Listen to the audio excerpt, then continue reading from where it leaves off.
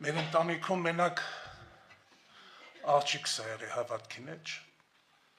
ուներ 4 երեխա։ Գալիս ա մեր տուն, դրա հաջորդ տարը տղես ուզում ա իրան 4 երեխեքի հետ տան իրանց տուն, ճանապարհին դժբախտություն ա պատահում։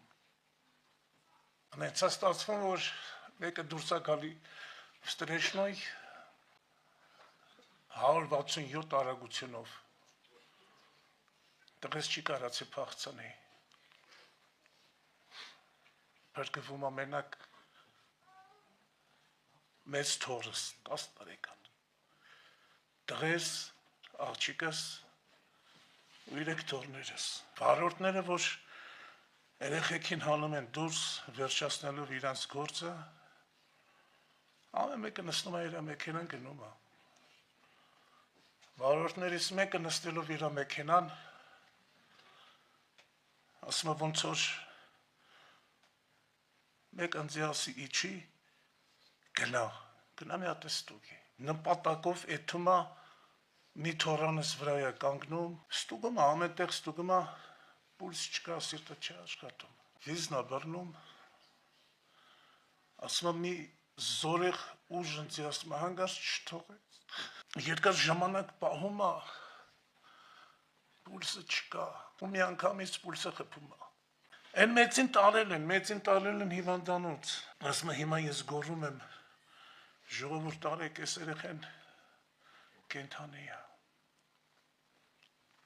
այդ երեխուներն են տանում, սալամատ տեղ չի եղել, միջև հիմա էլ երկաթները իր մեջ, սամարեզներով, անցավ ահագին ժամանակ, մենք չգիտեինք երեխեն ինչ մտքեր ունի, ինչա տեսե, որտեղ ա եղել, մենք խաբար չենք, ուրախանում ենք, որ այդքանից հետո գոնե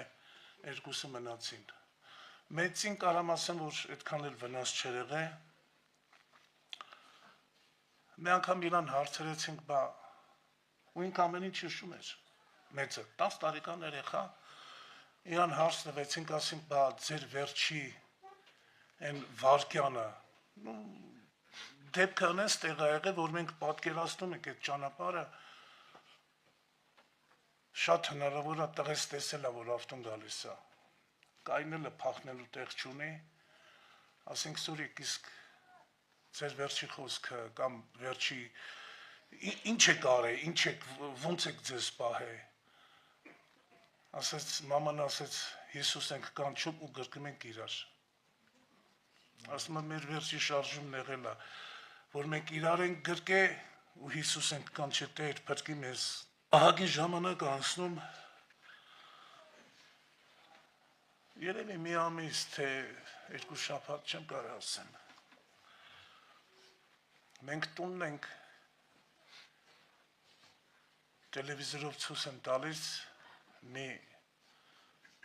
փորձ, այսինքն այդ փորձը ինչի մասին է, թեման, մարդը որ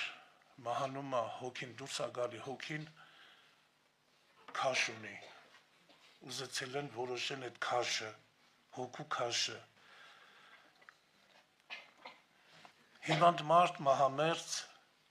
պետք է մահանա, դրել են կամպյուտերնի սեղան ա եղել, կամպյուտերնային գրաֆիկով ցույց են տալիս այդ մարդը մահանում է ու հոգին բարձրանում է երկինք, մենք նստած զրույց ենք անում, թե ինչ ենք, ուղղակի անտարբեր նստած նայում ենք,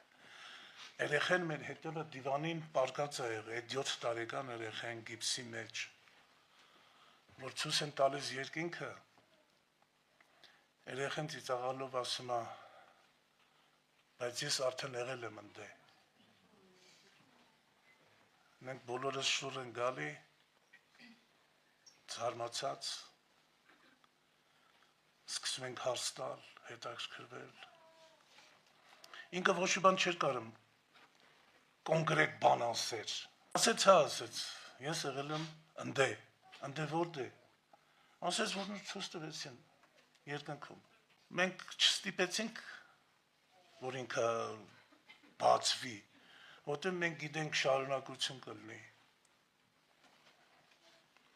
անցավ մի ժամանակ, մի քանի օր ինքը ասեց, Մենք որ ընդեղ էինք վերևում երկնքում մի հատ սպիտակ շորերով պապիկ սպիտակ մորուքով եկավ մեզի մոտիկացավ սպիտակ շորերը բաժանեց մամային, քերին, քուրիկներին ինձ չտվեց ես լացեցի պապիկը շոյեց իմ գլուխն ասեց դու ստե անելու բան չունես դու գնա տուն հարցատվեխի ես լասում ասելա իրանց շոր բաժանեցիր ես մնացի առանց շորի ասելա դու գնա տուն գոտեղը ստեղ չի Տերը թողեց երկու հատ վկա մեր համար թողեց երկու վկա մեկը վկայություն տվեց վերջի խոսքերը իսկ մյուսը վկայություն տվեց որ կա երկինք կա երկնային թագավորություն ոնց կարելի է այդ պատմածներից հետո 7 տարեկան երեխեն որ անհնար է ինքը հնարի ինքը այդ վկայությունը տվեց մենակ աղջիկս էր հավատքի մեջ տղես շատ մոտիկ էր Տիրոջ խոսքին, Աստծո խոսքին, շատ մոտիկ էր